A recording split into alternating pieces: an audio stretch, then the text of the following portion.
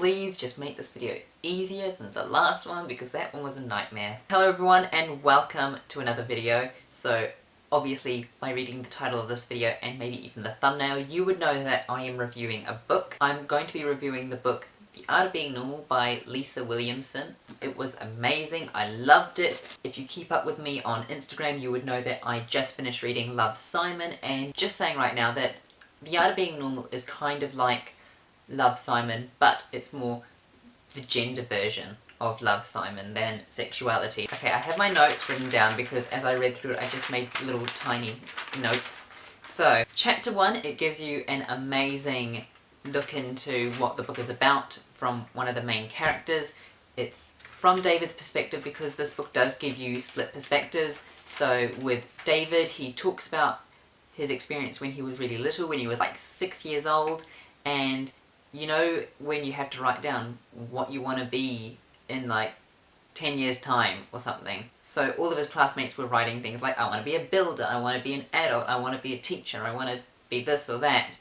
He writes, I want to be a girl, and that was honestly like such an amazing way to start the first chapter. It's a one-page chapter, but you can just see in the last line what this book will entail and what this book is talking about, and you can tell it's a really strong book just by the first page. As I said before, this book is split perspective, so it's told by the two characters David and Leo. I've spoken about Leo. He's trans, he wants to be called Kate, he has dreams of having blonde hair and wearing a nice dress, and he wants to be seen by everyone as a girl, go out with this lovely guy called Zachary. Leo is one of the other main characters, and Leo has quite a big story behind him that you find out throughout the story, and on top of that, he's just someone who wants to be invisible. He doesn't want friends, he doesn't want to socialise, he doesn't want to be the gossip, he just wants to be there at school to learn, and he finds this amazing girl called Alicia in his class, and they seem to go really well, and they start to go out and everything. It's pretty grand. Both characters have just this amazing story behind it all, and it's just so unbelievably beautiful. As I said before, David wants to go out with a guy called Zachary, and the way he describes Zachary, it's this really amazing type of romance that goes on, and I find it very relatable the way David talks about Zachary, the way he sees him, the way he just completely has his life circling around him. It's just so relatable, and I was just reading this, and the first time I read it I just thought, me? The first time I just read about Zachary I was literally like, that's definitely me. I need to stop calling him by David. He's addressed as David throughout the entire novel. You know, everyone says David. You find out quite late on in the novel that he wants to be called by Kate, so it's a little difficult to call him Kate, well, her Kate. So from now on I'm going to try and call David by her preferred pronouns and by her preferred name of Kate. Leo's relationship with his mum is quite shocking. He doesn't know who his dad is, by the way. They had a divorce at a very early on point in Leo's life, and all he remembers is him being changed by his dad.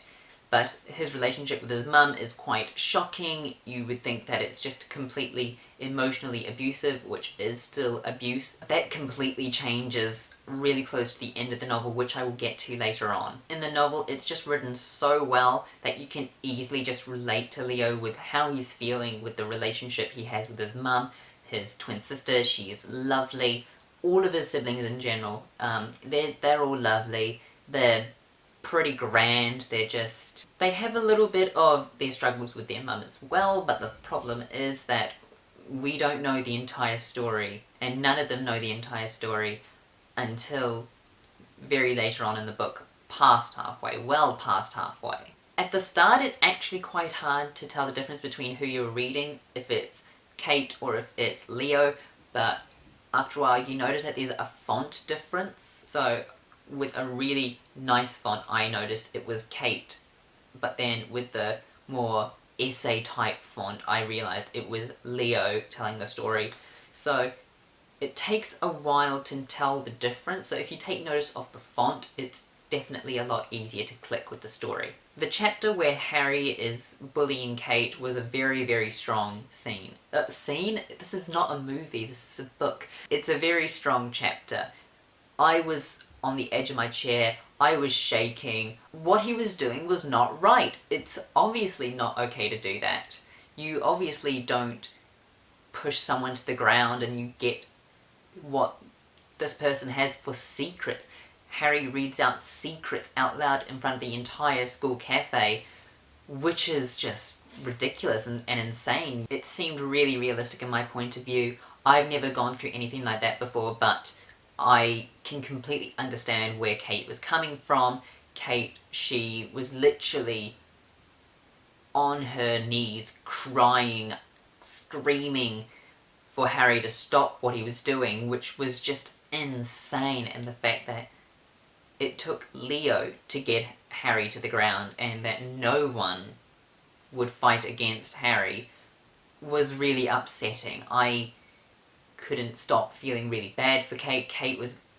I definitely, in some situations, feel like Kate is in everyone who is queer, because Kate just went through all that bullying and all that teasing and being called a freak, just like all of us have been for sure. I literally found it very easy to relate and like Kate. This book not only tackles things like gender identity, but it also tackles topics of like kids with single parents, body image, social class. There are so many themes in this novel that are highlighted so clearly that it's insane that anyone can read this and find it relatable. You don't have to be queer, you don't have to be questioning your gender identity, you don't have to be trans, you don't have to be non-binary. You could literally be a white, straight, cisgender male who has a full-time job with a good income, with a house, and is well educated, and you will find this book very relatable. It also tackles down the stereotypical conversation. Well, it happens every day. I still have it happening in my life myself, by me,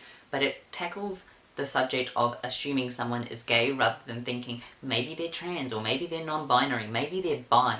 You know, we instantly go towards a feminine male being gay when they could be anything. I'm a feminine male and I'm not gay. But Kate, who was David, identified as trans and was only out to 2 people. There were Ben and Jerry ice cream references throughout the book, and if you don't know, Ben and Jerry's ice cream is a very strong LGBT community supporter. During the Australian marriage equality referendum, they actually stopped giving double scooped ice cream until Australia legalised same-sex marriage because they wanted the equality. So I loved that little hidden Easter egg secret within the novel. I just thought that was really clever. As a cisgendered male, I actually got a bit more of a look into what transgender lifestyle would be like with binders and gender dysphoria. I don't know this for certain, but I feel like it was written really well. I've heard great reviews from the non-binary and trans community. Lisa Williamson, because she used to work with kids who didn't understand their gender identity, I feel like she did use that information that she was given to help her write that story, you know, looking at the body and hating it and feeling insecure. I feel like that is a really accurate analysis and description of what gender dysphoria is and what binders are like. So Leo and Alicia do end up going out, but there is this massive chapter where I'm pretty sure everyone was a little shocked and taken aback by it because no one would see this coming. But Leo comes out to Alicia, and no, it's not like he's gay or anything, but Leo comes out as trans. I never saw it coming because the vibes you get from reading it and literally like what everyone was saying was the fact that Leo gives out really strong cis vibes. I literally had to close the book and literally be like, did not see that coming. So in the book, Leo and Kate end up going out to try and find Leo's dad, and honestly from the beginning I hated him. He was a complete big-headed, selfish human being who I don't even want to classify as a human being. He was nasty. I just have no respect for that person. Finding out all of the information of why the mum and dad didn't end up very well for Leo was actually one of the biggest mind changes that I've ever had while reading a book, because I never thought that something like this would happen. Those few chapters were very emotional. Kate's coming out to her parents and family in general was just the strongest chapter I have ever read in my entire life.